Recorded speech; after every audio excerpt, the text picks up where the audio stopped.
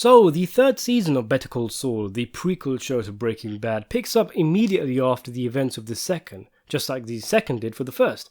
The feeling I'm getting from the show is that it's one big continuous story, with each season ending at a particularly important event in Jimmy's life, but no real time jumps or an introduction of a whole new bunch of characters with each season, which often happens with TV shows. As I mentioned in my previous review, Season 2 felt like a whole lot of build-up to events to come. At the end of the last season, Chuck exaggerates his condition to manipulate Jimmy into admitting he committed a felony, and unbeknownst to Jimmy, Chuck was taping him. The felony involved Jimmy taking documents from Chuck's home while Chuck was having one of his episodes, changing a date around to make it look like Chuck made a mistake, which makes one of his wealthy clients lose trust in him and switch up attorneys, taking back Kim, who has already left HHM and is an independent. It all went down as Jimmy planned, but Chuck knows his brother, knows that he himself didn't make a mistake, and this entire situation has Jimmy's stench all over it. So he comes up with a plan of his own, and rather than use the tape to go to the cops, he comes up with a plan to have the fact that he taped Jimmy leaked to Jimmy, so that Jimmy will storm to Chuck's home in a rage, furious at his brother, destroying the tape, but in full view of witnesses, including Howard. And thus, much of Season 3 is a battle between Jimmy and Chuck in court, with Chuck's intentions to have Jimmy disbarred so he no longer becomes a lawyer. That's his ultimate intentions, not to have Jimmy sent to prison. And what's interesting is that you can see both sides of this argument, both sides to the story.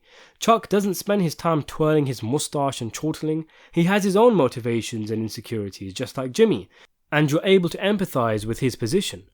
The case against Jimmy is the highlight of the season. In fact, the show relishes in it, almost using an entire episode for the case in the court.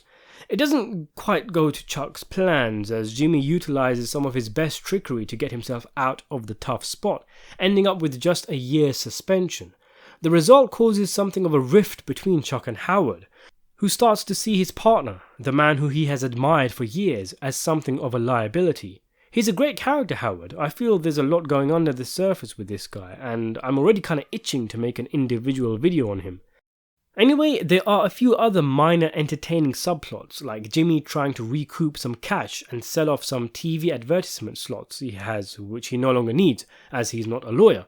Meanwhile, Mike's storyline, which as it stands is drifting further and further away from Jimmy, as the mysterious individual who is tracking him in Season 2 is finally revealed, Gus Fring. No surprise there, as it was practically impossible to avoid that spoiler if you use the internet. Fring surprisingly stops Mike from killing the unstable Hector Salamanca, who is a thorn in Gus's side, with Gus at one point telling Mike that a headshot would be far too merciful for Hector. What a great catch the actor who plays Hector is. With his cocky demeanour and gravelly hard voice, he's a great pantomime villain, and the actor is practically playing a different character from the one he played in Breaking Bad. Who knew he would have done such a great job in Better Call Saul, playing a non-invalid, scary crime boss version of Hector? Season 3 was a major step up from Season 2. It has some really interesting drama and conflict, with the Chuck vs. Jimmy trial as its centerpiece and the Mike storyline not so sleep-inducing now that Gus has been introduced and Hector a major player. Jimmy's disbarment and how he spends his subsequent time allows for a bit of re-injection of the quirkiness and goofiness of Season 1, which I missed in the ultra-serious Season 2. As predicted, Season 3 builds on the foundations of Season 2 story-wise, concluding some storylines and continuing others, upping the ante as it does so.